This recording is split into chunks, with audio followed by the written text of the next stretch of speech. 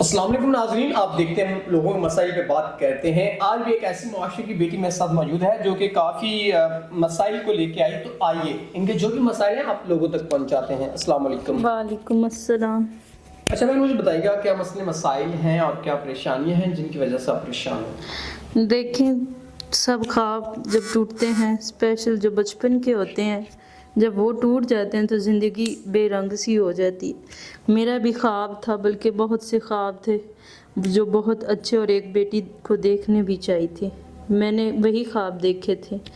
میرا خواہش تھی کہ میں ایک اچھی ڈاکٹر بنوں تاکہ ملک اور قوم کی خدمت کر سکوں، لیکن وہ میرا خواب ادھورا رہ گیا، جن میں سب سے بڑا ہاتھ میرے اپنے ہی رشتہ داروں کا، بلکہ میرے اپنے باپ کا ہاتھ ہے۔ تو اب آپ کیسے اپنی نظام زندگی کو آگے سروائیو کر پائیں گی؟ میری والدہ کو کینسر ہو گیا تھا اور وہ فوت ہو گئی تھی، اور میں اکیلی تھی اور چھوٹی بھی تھی، تب میں 9th کلاس میں پڑھتی تھی۔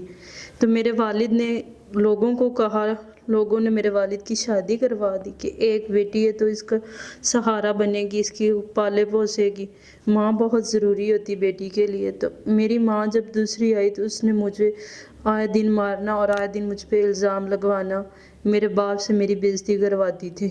میں نے صرف میٹرک پاس کی تھی، حالانکہ میں ڈاکٹر بننا چاہتی تھی۔ میرے باپ نے میری ماں کے کہنے پہ مجھے گھر سے ہی نکال دیا، نوبت یہاں تک پہنچ جائے۔